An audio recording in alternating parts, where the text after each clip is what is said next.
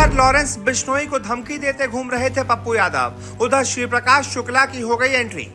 जैसे ही आया शिव प्रकाश शुक्ला का नाम, पूरी रात नहीं सो पाए 1.25 क्विंटल के पप्पू यादव कर रहे थे लॉरेंस से भिड़ने की बात। अब लोगों ने याद दिला दिया शिव प्रकाश शुक्ला वाला पुराना इतिहास। जी, पप्पू यादव इन दिनों लॉरेंस बिश्नोई के नेटवर्क को खत्म कर देने के दावे को लेकर सुर्खियों में छाए हुए हैं। अपने बयान के बाद से वो सोशल मीडिया पर भी छाए हुए हैं। हर तरफ उन्हीं की चर्चा हो रही है, उन्हीं का नाम लिया जा रहा है और आलम यह है कि ट्रोल्स उनको उनसे जुड़े बीते वाक्यों की याद दिलाने लगे हैं। पूर्णिया लोकसभा सीट से निर्दलीय सांसद पप्पू यादव के समर्थक सोशल मीडिया पर उनकी बहादुरी के तमाम किस्से सुना रहे हैं, तो विरोध में खड़े लोग शिव प्रकाश शुक्ला को लेकर यूपी एसटीएफ के पुलिस अफसरों के सामने अपनी जान बचाने को लेकर उनके गिड़गिड़ाने के किस्से शेयर कर रहे हैं। यह सब शुरू हुआ है लॉरेंस बिश्नोई को लेकर उनके बयान के बाद से।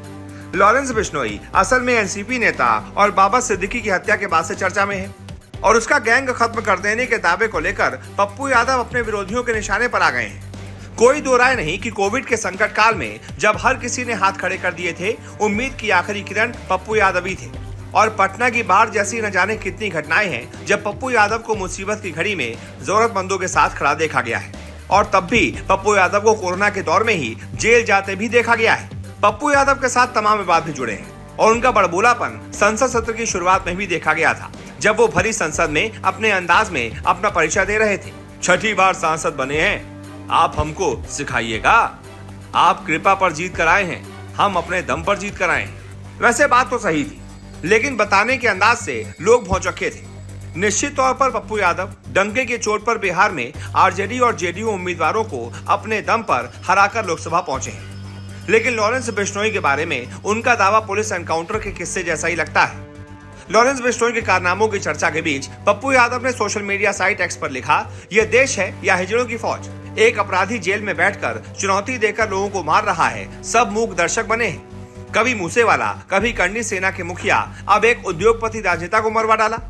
कानून अनुमति दे तो 24 घंटे में इस लॉरेंस बिश्नोई जैसे 2 टके के अपराधी के पूरे नेटवर्क को खत्म कर दूंगा। पप्पू यादव के नाम से मशहूर राजेश रंजन के ऐसे किसी भी दावे से शायद ही किसी को आपत्ति होगी, लेकिन उनकी एक लाइन, ये हिजड़ों का देश, बेहद आपत्तिजनक है। वो देश का अपमान तो कर ही रहे हैं, LGBTQ लोगों का भी मजाक उड़ा रहे हैं, वो भी देश के चुने हुए जनप्रतिनिधि होकर भी।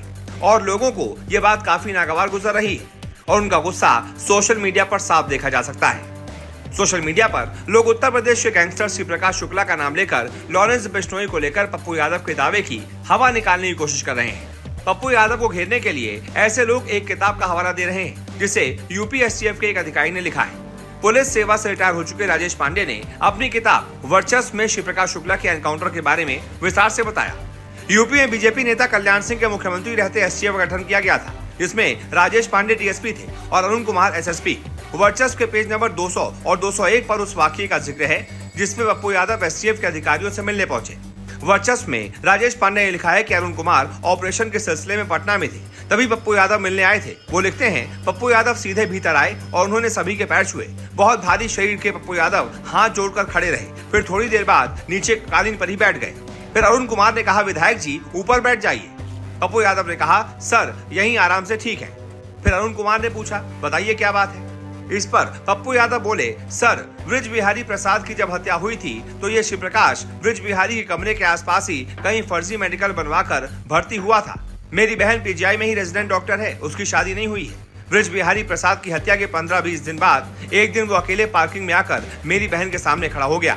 फिर अरुण कुमार जब शिव प्रकाश शुक्ला की बोलचाल के बारे में जानना चाहते हैं तो पप्पू यादव बताते हैं कि किस तरह की भाषा बोल रहा था। पप्पू यादव बताते हैं कि बिल्कुल ठेठ गोरखपुरिया भाषा लग रही थी। कहते हैं, इधर बिहार की भाषा नहीं थी, लेकिन लहजा पूर्वी उत्तर प्रदेश का ही था। फिर अरुण कुमार पूछते हैं, क्या हुआ। पप्पू यादव बोलते हैं कि मैंने अपनी बहन को गाड़ी से भेजना शुरू किया, साथ में 2 आदमी भेजता था। एक दिन वो फिर पीजीआई गेट के सामने जब मेरी गाड़ी से बहन उतरकर गेट के भीतर जा रही थी, वो मिल गया। मेरी बहन डरकर भीतर भागने लगी। भीतर जाकर उसने शोर भी मचाया, लेकिन तब तक वो चला गया था। सर मुझे बचा लीजिए। जिसने ब्रिज बिहारी प्रसाद को दिन दहाड़े दर्जनों सुरक्षा कर्मियों के बीच मार दिया हो, भला मुझे मारने में उसे कितनी देर लगेगी। मुझे तो चुटकी बजाते ही मार सकता है। मुझे अपनी बहन की इज्जत की बहुत चिंता है। अब मैंने उसका पीजीआई जाना भी बंद करा दिया है, लेकिन वो दिन में कई बार फोन करके उससे बात करने की कोशिश करता है। यानी कि बहन की चिंता के साथ साथ पप्पू यादव को अपनी जान की भी चिंता सता रही थी और इसीलिए वो पुलिस के सामने गिड़गिड़ा रहे थे कि मुझे बचा लीजिए, नहीं तो शिव प्रकाश शुक्ला मुझे मार देगा। अब बताइए, जो एक गैंगस्टर से डर रहा हो वो दूसरे गैंगस्टर के बारे में कह रहा है कि ये 2 टके का अपराधी है, इसका नेटवर्क खत्म कर दूंगा। और इसी वजह से लोग पप्पू यादव को ट्रोल कर रहे हैं।